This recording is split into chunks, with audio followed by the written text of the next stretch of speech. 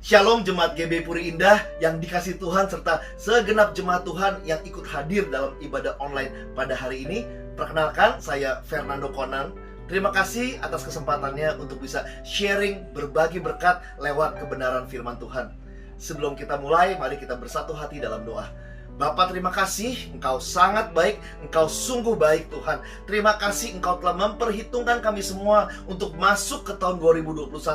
Tandanya ada rencana Tuhan yang dahsyat, ada pertolongan Tuhan yang selalu tersedia buat kami Tuhan. Dan ajar kami di tengah Tuhan musim yang tidak mudah ini tetap bisa memberikan yang terbaik, menjadi berkat. Berkati hamba-Mu, berkati kami semua yang hadir dalam ibadah pada hari ini. Biar kami semua sama-sama dijamah oleh firman Tuhan. Dan selesai dari ibadah ini, lewat firman yang kami dengar, kami menjadi orang yang pikirannya diubahkan.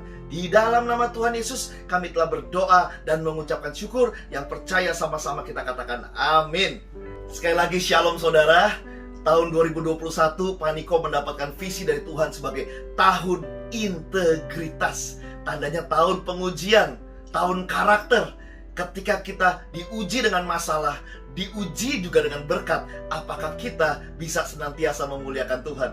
Ketika diuji dengan masalah, apakah kita imannya tetap kuat? Ketika diuji dengan berkat Tuhan, apakah kita tetap jadi berkat? Integritas sepanjang 2021 akan sangat diuji. Bekerja dari rumah, belajar dari rumah, bahkan ibadah dari rumah juga membutuhkan integritas. Nah, hari ini penting sekali untuk kita miliki agar kita bisa melewati tahun integritas ini dengan baik. Yaitu satu hal yang sangat sering dibahas, tetapi sering kita tetap lalai terhadap satu hal ini, yaitu tentang mindset. Khotbah saya topiknya adalah right mindset. Memiliki pikiran yang benar, pikiran yang dimerdekakan oleh kebenaran firman Tuhan. Kalau pikiran kita dimerdekakan oleh kebenaran firman Tuhan, di tengah keadaan buruk, kita bisa melihat melalui terang firman Tuhan bahwa Tuhan itu baik. Selalu ada pengharapan, selalu tetap bisa mengasihi. Tetapi kalau orang pikirannya tidak dikuasai oleh firman Tuhan, di tengah keadaan baik pun dia bisa melihat sesuatu itu buruk, sehingga responnya sangat buruk dan membuat hidupnya semakin terpuruk. Mindset sangat penting Bapak Ibu. Kita membangun aset tanpa mindset rawan terpleset. Seringkali bukan orang-orang yang salah, tapi mindset kita yang masih bermasalah. Seringkali bukan keadaan yang kurang baik, tapi mindset kita lah yang harus diperbaiki.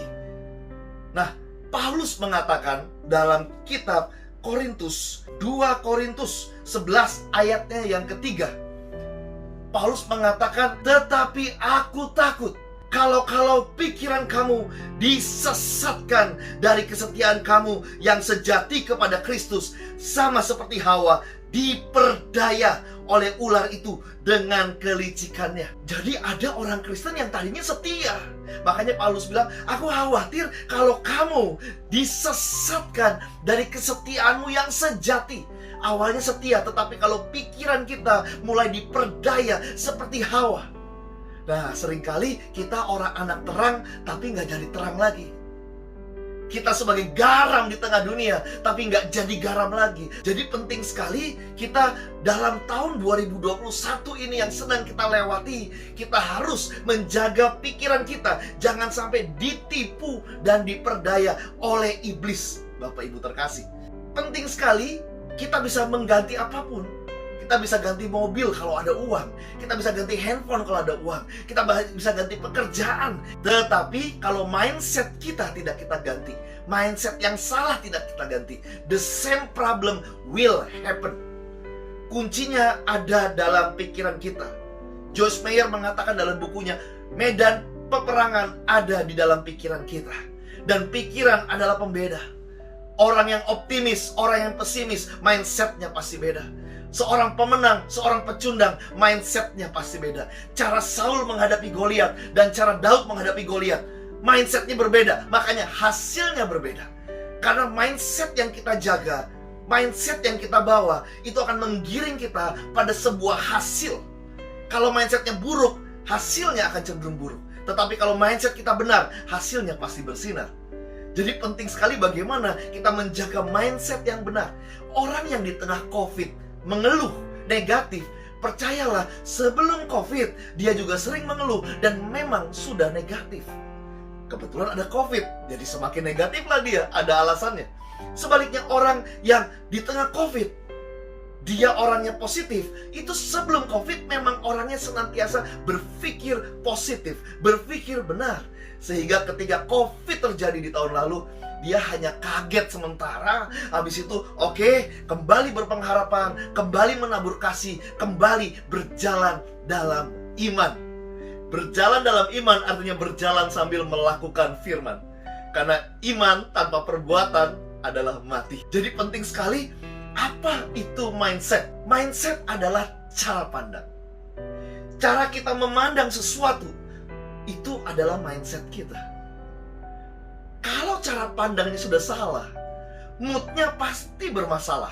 Akhirnya sikapnya akan membuat masalah.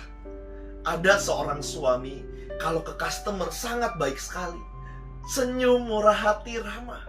Tetapi kalau ke istrinya sangat galak sekali, kasar sekali. Pas dicek ternyata ada di mindsetnya masalahnya. Cara pandangnya udah keliru.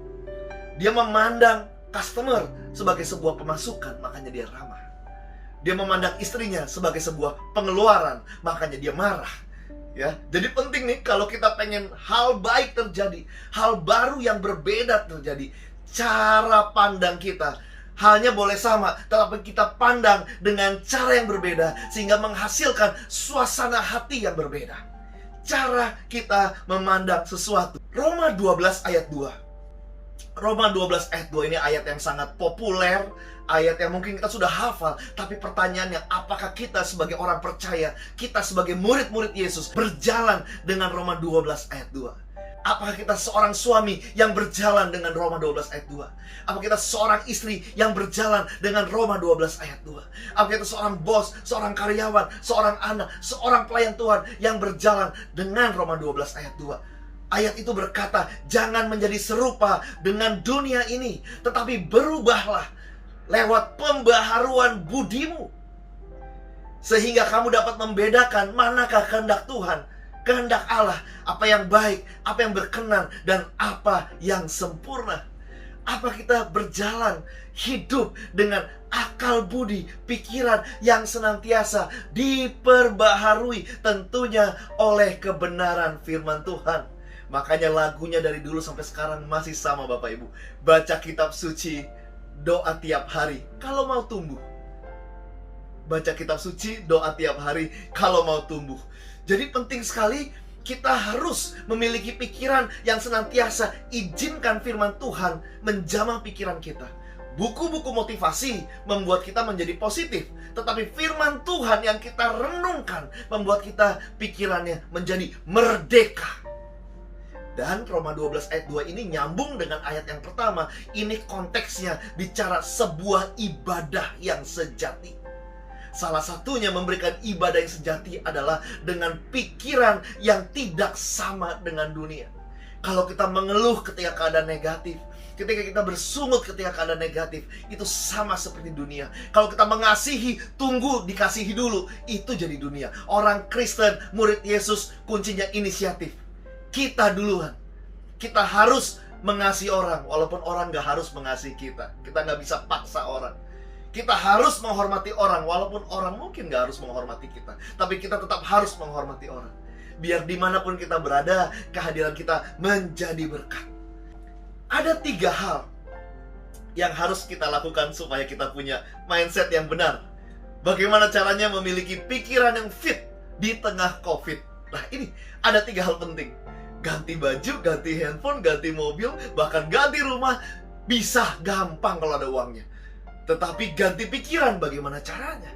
Nah ini ada 3 hal yang kita bisa lakukan untuk memiliki tadi pikiran yang fit di tengah-tengah COVID, Bapak Ibu. Fit, F-I-T.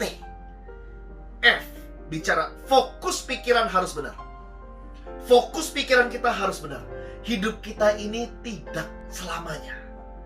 Terbatas waktunya. Yang tua pasti mati. Yang muda bisa mati.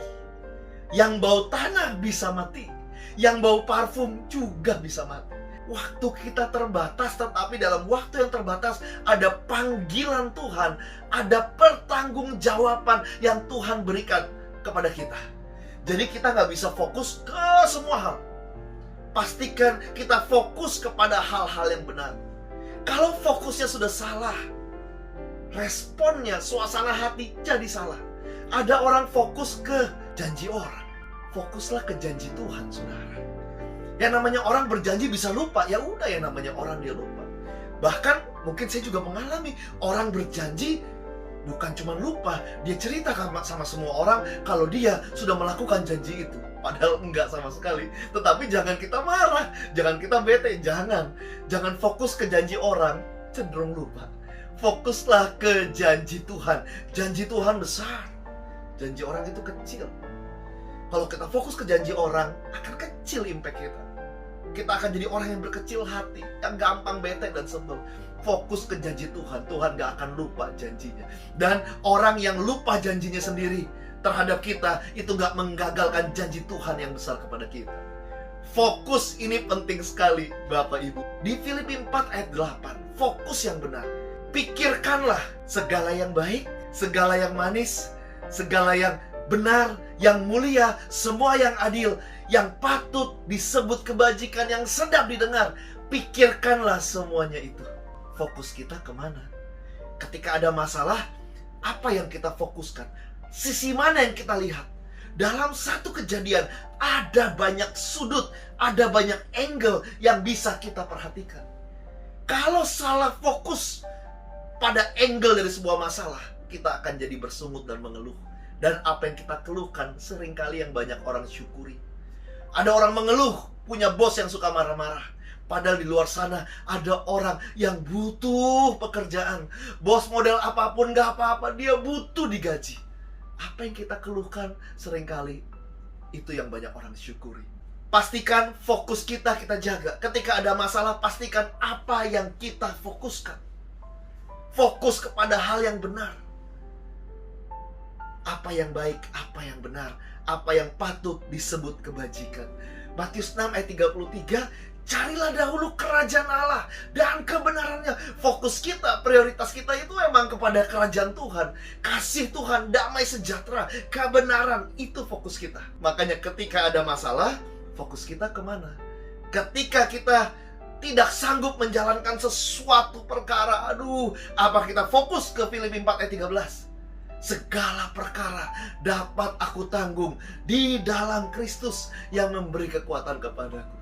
Ketika kita lemes, kita capek, apakah kita fokus akses pikiran kita ke Matius 11 ayat 28? Tuhan Yesus bilang, mari datang kepadaku. Undangan.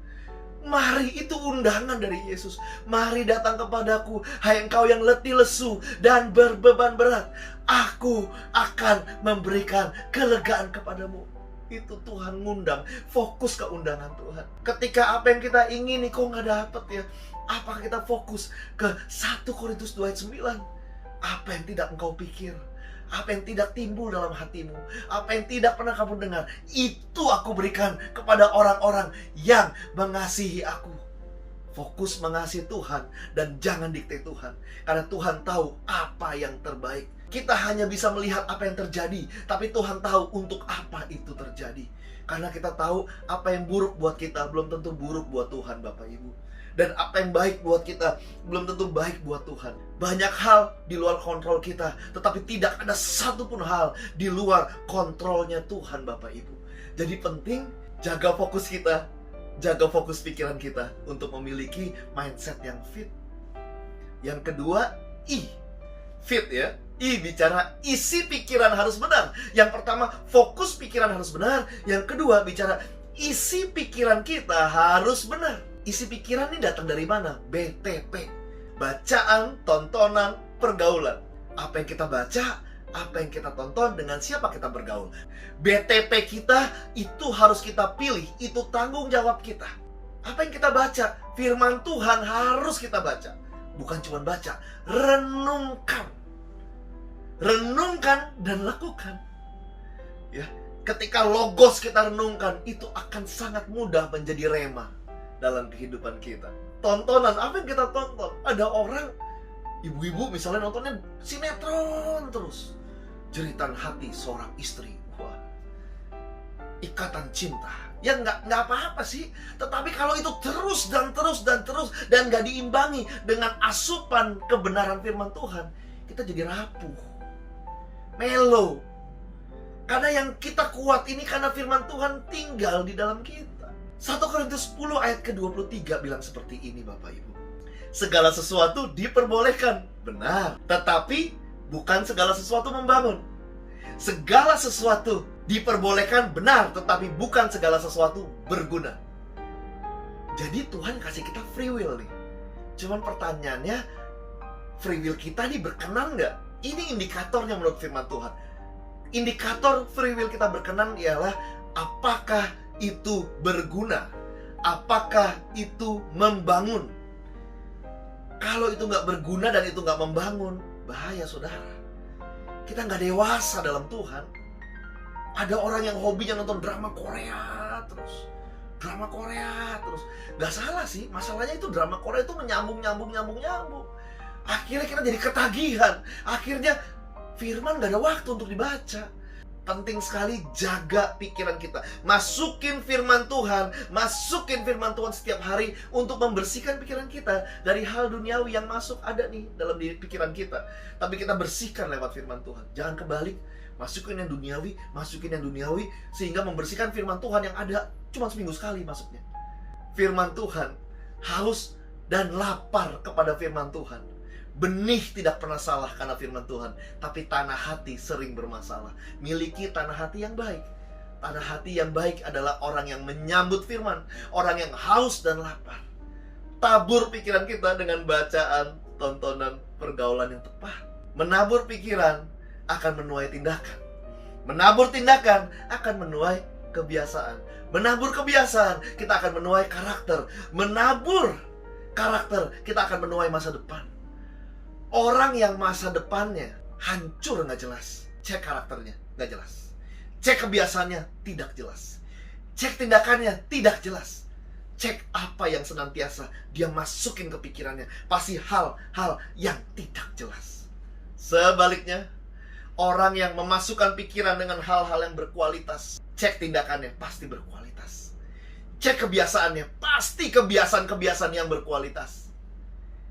Cek lagi, bukan hanya kebiasaannya, karakternya pasti berkualitas. Dan cek masa depannya, pasti berkualitas. Kalau kita ingin masa depan kita berkualitas, mulai dari masuki tabur pikiran kita dengan hal-hal yang berkualitas. Apa yang kita baca, apa yang kita tonton, dan apa yang kita renungkan dalam hidup ini juga penting sekali. Jadi, fokus pikiran harus benar. Yang kedua, isi pikiran harus benar. Ketika ada masalah, kemana fokus kita? Ketika ada masalah, isi pikiran kita yang senantiasa kita masuk akan memerdekakan kita. Orang kalau pikirannya dimerdekakan, dia gampang bersyukur. Karena yang memerdekakan hanya firman Tuhan. Dia gampang mengasihi. Dia gampang untuk jadi orang yang setia. Dia gampang untuk berintegritas. Kalau pikirannya dimerdekakan oleh firman Tuhan. Tetapi iblis akan berjalan seperti singa yang mengaum-ngaum, mencoba untuk menjajah, mengintimidasi pikiran kita. Makanya firman Tuhan harus masuk, Bapak Ibu. Firman Tuhan harus kita renungkan, gak ada pilihan lain. Orang Kristen yang gak suka baca ayat akan jadi mayat. Dan dibilang ayat-ayat yang dipahami dan dilakukan karena iman tanpa perbuatan mati. Yang ketiga, fit. Fokusnya harus benar. Isi pikiran harus benar. Yang ketiga, teman-teman nih berpikirnya harus benar. Teman-teman kita harus benar. Kita harus punya support system yang benar. Biarlah Bapak Ibu walaupun harus WFH, ibadah dari rumah, biarlah Bapak Ibu tetap punya support system. Punya mentor rohani. No mentor, no monitor. Kita tahu kepada siapa kita harus datang ketika kita mau dikuatkan. Banyak pengurus-pengurus, kakak-kakak rohani, pengerja-pengerja yang siap untuk mendoakan kita, berbagi pengalaman rohani dengan kita, sehingga kita disegarkan, supaya kita strong in the spirit, kuat rohnya. Salah satunya adalah memang lewat kebenaran, yes. Yang kedua salah satunya lewat fellowship. fellowship yang membangun. Fellowship seperti di Mazmur 1 ayat 1-3 berkata, berbahagialah orang yang tidak mendengar nasihat orang fasik dan tidak duduk diri berjalan pada kumpulan pencemooh, tetapi yang kesukaannya firman Tuhan dan merenungkan itu siang dan malam, maka hidupnya seperti pohon yang ditanam di tepi aliran air. Apa saja yang diperbuatnya berhasil. Dia seperti pohon yang ditanam di tepi aliran air, dekat dengan sumbernya, sehingga selalu disegarkan, selalu dilegakan. Kenapa? Karena kita percaya penyertaan Tuhan selalu ada pada kita. Jadi penting nih memiliki teman-teman yang benar. Kita harus selektif. Memang kita berteman sama semua orang, tetapi kita tetap harus selektif. Mana teman-teman yang bisa memberikan kita, menyadarkan kita, sahabat-sahabat yang setia sepanjang abad. Carilah sahabat yang dengan mereka kita gampang bertobat, karena diingatkan. Bukan sahabat yang membenar-benarkan kita, tetapi membenarkan kita kalau kita keliru. Carilah sahabat yang bukan menghambat, tapi membuat kita menjadi pribadi yang semakin hebat. Saya nggak punya sahabat, Pak. Berdoa, mintalah, maka engkau akan diberi. Saya tidak punya mentor, mintalah, maka engkau akan diberi. Kita harus punya support system yang kuat. Iblis berjalan seperti singa yang mengaum-ngaum. Petrus menuliskan, iblis itu berkeliling seperti singa yang mengaum-ngaum. Kalau Bapak Ibu suka nonton Discovery Channel ya, kalau kita lihat singa itu ketika dia mencari mangsa, pertama dia cari mangsa yang sendirian. Dia nggak nyerang gerombolan, yang sendirian, rusa yang sendirian. Dia keker. Yang kedua, dia cari yang lengah. Ketiga, dia cari yang lemah. Kakinya luka. Nah, itu dibidik. Dan seringkali si mangsa itu pas sadar, sudah telat. Singanya sudah terlalu dekat. Jadi Bapak Ibu, Anda yang sekarang sedang dalam keadaan yang tidak mudah, mulai turun kerohanianmu, mulai kering, langsung cari komunitas, orang-orang minta didoakan, minta dikuatkan. Biarlah ini jadi komunitas yang saling menguatkan, saling memberkati, sehingga nggak ada celah untuk iblis untuk menerkam kita. Jangan malah kita self pity, jangan malah kita meninggalkan Tuhan. Jangan sampai, saudara. Ini semakin ikut Tuhan, kondisi iman kita harus semakin kuat, bukan malah semakin gawat. Karakter kita juga sama, semakin hari harus semakin kuat, bukan semakin kumat. Nah, kuncinya apa? Kita harus bersekutu sama Tuhan. Mulai dari menjaga pikiran kita. Masalahnya, pikiran macam apa yang kita pelihara selama ini, Bapak Ibu? Kita harus punya pikiran yang benar. Bagaimana caranya tadi? Fit. Fokus pikirannya harus benar, isi pikirannya harus benar, dan kita harus punya teman-teman yang benar. Lihat aja orang-orang yang negatif, responnya buruk, cek aja fitnya. Pasti pikirannya sudah bermasalah. Fokusnya kepada hal-hal yang salah. Isi pikirannya salah. BTP-nya keliru, bukan hal-hal yang berkenan, yang berguna, yang membangun. Cek teman-teman berpikirnya, pasti salah. Jadi untuk kita bisa memiliki pikiran yang benar, jaga fit kita, fokus kita harus benar, isi pikiran harus benar, teman-teman berpikir harus benar. Bapak Ibu, biarlah firman Tuhan ini menjadi sumber, menjadi fondasi untuk pikiran kita. Biarlah firman Tuhan ini memerdekakan kita. Kita melihat sesuatu dengan pikiran yang dikuasai oleh firman Tuhan, sehingga kita bisa melihat segala sesuatu lewat terang firman Tuhan. Sekali lagi, seringkali bukan orang-orang yang salah, tapi mindset kita yang masih bermasalah. Jaga mindset kita. Seringkali bukan situasi yang tidak baik, tapi mindset kita lah yang harus diperbaiki. Situasi gak akan tiba-tiba menjadi baik sebelum mindset kita membaik. Mindset kita bukan membuat kita masuk dalam rencana Tuhan, tetapi mindset kita, Bapak Ibu, membuat kita sadar bahwa kita ada dalam rencananya Tuhan. Tidak gampang untuk mengubah yang namanya mindset, karena mindset itu sebuah perilaku berpikir. Harus disadari kalau kita punya pikiran-pikiran yang salah, karena banyak orang gak sadar dengan cara berpikirnya. Refleks aja. Ada orang berpikir negatif tanpa berpikir lagi. Negatif aja. Makanya sadari kebiasaan-kebiasaan berpikir kita. Sadari kebiasaan-kebiasaan berpikir kita. Ketika ada masalah, ketika kita menghadapi orang, pikiran kita seperti apa? miliki pikiran-pikiran yang benar, fokusnya benar, isinya benar, dan teman-teman berpikir kita benar. Hadapi dengan pikiran yang benar, sehingga akan melahirkan respon yang benar. Karena kualitas pikiran akan menghasilkan kualitas respon, Bapak Ibu. Tidak gampang mengubah mindset. Dan mindset yang benar tidak dapat dibangun dalam satu hari, tetapi dimulai dari satu hari, yaitu hari ini. Semangat untuk membangun mindset yang benar. Biarlah kita yang dulu sama kita yang sekarang, kita yang tahun lalu sama kita yang tahun ini berbeda. Kenapa? Karena makin hari mindset kita terus dimerdekakan, terus dibenarkan, Bapak Ibu. Biar tindakan-tindakan kita juga menjadi tindakan yang dewasa. Karena tindakan yang dewasa hanya lahir dari pikiran yang dewasa. Tindakan yang benar hanya lahir dari pikiran yang benar. Karena tindakan adalah akibat langsung dari pikiran kita. Sadarilah kalau kita masih diizinkan hidup. Setiap hari adalah sebuah kesempatan yang baru untuk memperbaharui pikiran kita, mindset kita. Bapak Ibu, saya tutup dengan satu ayat. Efesus 4 ayat 17 dan 20. Firman Tuhan berkata, sebab itu aku katakan dan kutegaskan ini, kata Paulus. Kukatakan dan kutegaskan ini kepadamu di dalam Tuhan. Jangan hidup lagi sama seperti orang-orang yang tidak mengenal Allah. Jangan hidup lagi sama seperti orang-orang yang tidak mengenal Allah, dengan pikirannya yang sia-sia. Di Matius dibahas tuh, orang yang tidak mengenal Allah, bangsa-bangsa yang tidak mengenal Allah, gampang khawatir. Terlalu gampang khawatir terhadap apa yang dia mau makan, apa yang dia mau minum, apa yang dia mau pakai, khawatir. Padahal Tuhan bilang, Bapamu memperhatikan, memenuhi semuanya itu. Burung di udara Tuhan pelihara.